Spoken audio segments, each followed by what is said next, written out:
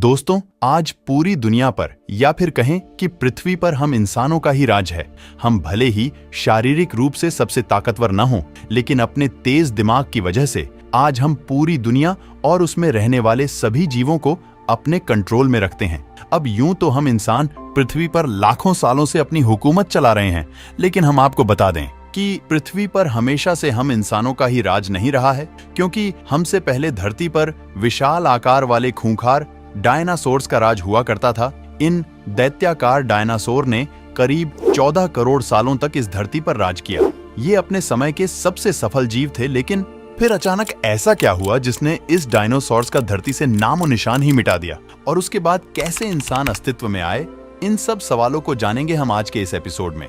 तो मेरा नाम है अनिरुद्ध और चलिए शुरू करते हैं आज का एपिसोड।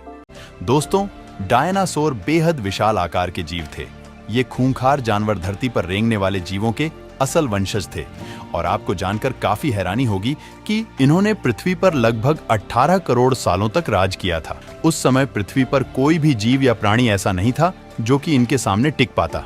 लेकिन फिर एक दिन पृथ्वी पर एक ऐसी अनहोनी हुई जिसने धरती से इन दैत्याकार जीवों का नामो निशान तक मिटा दिया, और उस घटना को ठीक तरह से समझने के लिए हमें करोड़ों साल पीछे जाना होगा और डायनासोर के उस अंतिम दिन को करीब से देखना होगा।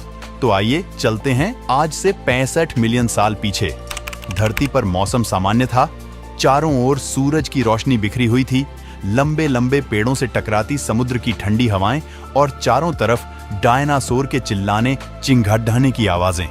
अंतरिक्ष से आने वाले खतरे से पूरी तरह अनजान ये सभी जीव धरती पर आराम से अपना जीवन बिता रहे थे।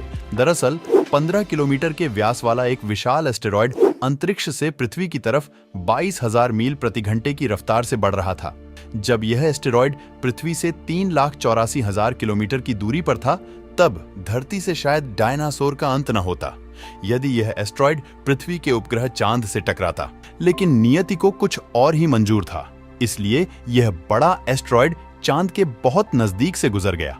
उसके बाद ये एस्टेरॉयड धरती के वायुमंडल में प्रवेश कर गया। जब ये पृथ्वी के वायुमंडल के संपर्क में आया तो इसकी रफ्तार एकाएक 70,000 किलोमीटर प्रति घंटा हो गई। पृथ्वी के वायुमंडल में घुसते ही घर्षण की वजह से यह एक भयानक आग के गोले में बदल गया, और इस गोले की चमक इतनी अधिक थी कि धरती पर टकराने से पहले ही हजारों जीव आग के इस दहकते गोले को देखकर पूरी तरह अंधे हो चुके थे। कुछ ही क्षण में यह एस्टेरॉयड मैक्सिको की खाड़ी के पास जमीन से टकराता है और लगभग 35,000 डिग्री सेल्सियस की ऊर्जा वाला एक भयंकर विस्फोट होता है। इस टकराव का विस्फोट लगभग 10 हाइड्रोजन बम के विस्फोट के बराबर था। ये टक्कर इतनी जबरदस्त थी कि इसकी वजह से पृथ्वी की लाखों मैट्रिक टन धातु उसी समय उछलकर अंतरिक्ष में पहुंच गई थी।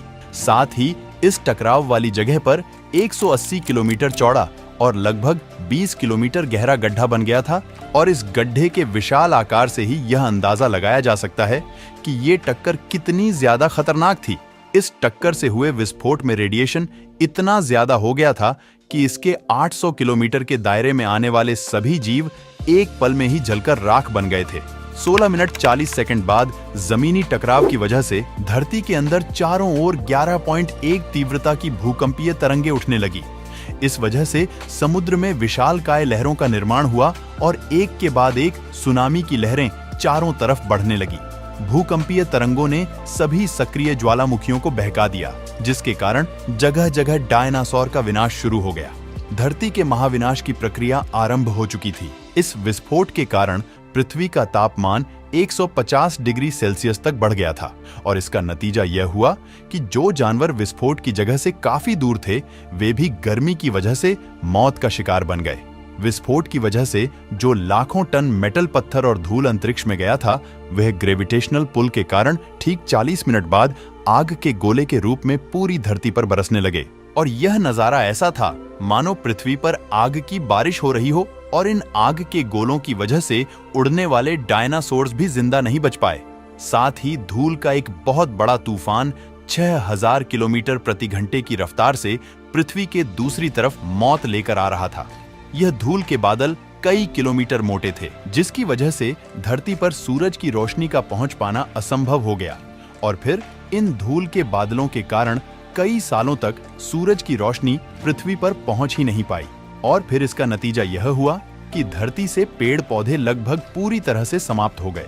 इस महाविनाशकारी घटना में पृथ्वी पर मौजूद जीवों की लगभग 95% से भी ज्यादा आबादी पूरी तरह से समाप्त हो गई थी। लेकिन यह महाप्रलय किसी अन्य जीव के लिए फायदेमंद साबित होने वाला था। डायनासोर का अंत एक नई प्रजाति के लिए सुनहरा अवसर लेकर आया। ये प्रजाति थी मैमल्स की। मैमल्स यानी स्तनधारी जीव। इन्होंने खुद को इस महाविनाश से बचा लिया था। अत्यंत गर्मी से बचने के लिए ये जमीन के अंदर रहने लगे थे और जिंदा रहने के लिए इन्होंने सब कुछ खाना शुरू कर दिया। इतने बड़े महाप्रलय के गुजरने के बाद धरती फिर से सामान्य हो गई थी और जीवन जीने लायक हो गई थी। सतह पर फिर से नए पेड़ पौधे उगने लगे थे। इस नई दुनिया में हमारे प्राचीन पूर्वज समय के साथ साथ विकसित हो रहे थे।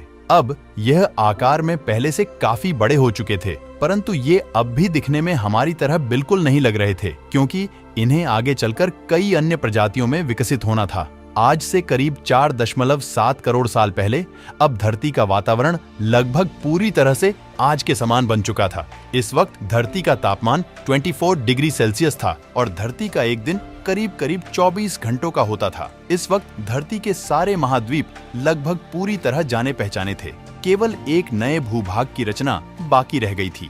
धरती के टेक्टोनिक प्लेटों में एक बार फिर से हलचल हुई, जो धरती के दो बड़े बड़े द्वीपों को एक दूसरे के पास ले जा रही थी। ये वही भूभाग है जहां आज इस वीडियो को देखने वाले अधिकतर लोग रहते हैं। यह है इंडिया, जो एशिया महाद्वीप की ओर तेजी से बढ़ रहा था। इन दोनों द्वीपों के आपस में टकराने की वजह से एक नए भू श्रृंखला का निर्माण हुआ। एक नई पर्वत श्रृंखला हिमालय, और यहाँ है दुनिया की सबसे ऊंची चोटी माउंट एवरेस्ट। इस पर्वत श्रृंखला में गिरने वाला बर्फ आगे चलकर कई नदियों का निर्माण करने वाला था, जो भविष्य में दुनिया के लगभग आधी आबादी को पीने का पानी मुहैया कराने वाली थी। लेकिन इस धरती पर अब भी कुछ कमी रह गई थी।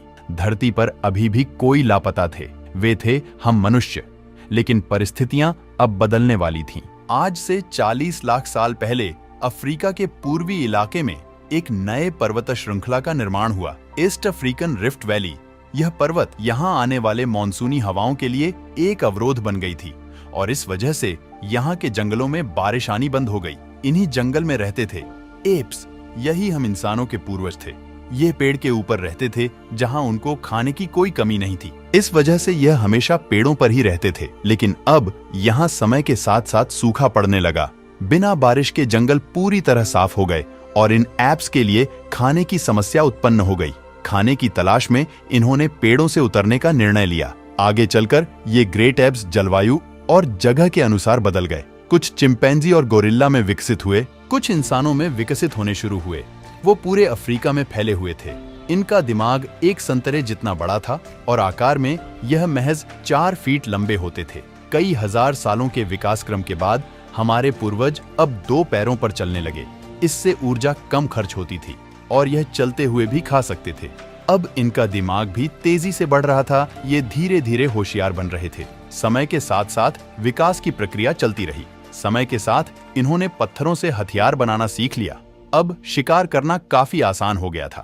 समय के बीतने के साथ साथ हमारे पूर्वजों ने आग को काबू करना सीख लिया। आग की खोज हमारे पूर्वजों के लिए सबसे बड़ी खोज थी। ये उन्हें गर्मी, रोशनी और अंधेरों में सुरक्षा देती थी और इसी वजह से अब परिवार भी बनने लगे। हमारे पूर्वज अब साथ साथ रहने लगे। इससे वे सुरक्षित रहते थे। आग में पका मांस को चबाने में कम ऊर्जा खर्च होती थी और इसी वजह से यह ऊर्जा अब इनके दिमाग में खर्च होने लगी। हमारे पूर्वजों का दिमाग अब काफी बड़ा हो चुका था। ये थे होमो इरेक्टस। हमारे पूर्वज जो अन्य जानवरों से ज्यादा होशियार थे और मिलजुल कर रहने वाले पहले जीव थे। इन्होंने अपने संदेश को दूसरों तक पहुंचाने के लिए अलग अलग आवाजें निकालनी शुरू की। इससे हमारे पूर्वजों ने भाषा का निर्माण किया, जिसके जरिए हम बातचीत कर सकते थे और यह हमारी सबसे बड़ी उपलब्धि थी। यही वह आखिरी विकास क्रम था जिसके बाद विकसित होकर हम बने। आज से करीब 2 लाख साल पहले कई सालों के विकास क्रम के बाद हमारा अस्तित्व शुरू हुआ। होमो सेपियंस यानी बुद्धिमान जीव। हमारे पास धरती के सारे जानवरों की तुलना में सबसे बड़ा दिमाग था। हमारे पास औजार थे, भाषा थी और सबसे बड़ी चीज हमारे पास दिमाग था। अब हम अपने अफ्रीकन घर को और बड़ा कर सकते थे। इंसानों के दूर दूर जाने से बहुत बड़ा बदलाव आया। अब हम एक महाद्वीप से दूसरे महाद्वीप में रहने लगे। उसके बाद हमने पूरी दुनिया में अपनी बस्तियां बसा लीं, समुद्र किनारे से पहाड़ की चोटियों तक, हरे भरे मैदानों से लेकर पत्थरीले इलाकों तक हर जगह इंसान थे। हमारा हुलिया त्वचा, बाल और आंखों का आकार जलवायु और जगह के अनुसार बदल गया। हमने अपनी आवश्यकता के हिसाब से खेती शुरू की और जानवरों को पालना शुरू कर दिया। हमने कस्बों और शहरों का निर्माण शुरू किया। उसके बाद हमारी सभ्यता और संस्कृति का जन्म हुआ। हमने विज्ञान और गणित का इस्तेमाल शुरू किया, जिससे हमें भविष्य में जाने के लिए ऊर्जा और तकनीक मिली। ये है हमारा समय। अब हम पूरी तरह विकसित हैं। हमारे जैसा इस धरती पर अब कोई जीव नहीं। आज हम जानते हैं कि हम कौन हैं, कहां से आए हैं, लेकिन ये तो बस शुरुआत है। अभी हमारा सफर खत्म नहीं हुआ है। हमें अभी और आगे जाना है, आने वाली चुनौतियों का सामना करना है और खुद को और विकसित और आधुनिक बनाना है। दोस्तों, आज के एपिसोड में बस इतना ही। और आपको ये वीडियो अच्छा लगा हो तो प्लीज लाइक करें और चैनल को सब्सक्राइब कर हमारा सपोर्ट जरूर करें। यदि आप नए हैं तो इस चैनल पर हमारी बाकी वीडियोस भी विजिट जरूर करें। साथ ही सब्सक्राइब कर नोटिफिकेशन बेल को भी ऑन कर लें। फिर से मिलेंगे एक नए एपिसोड में। तब तक के लिए नमस्कार।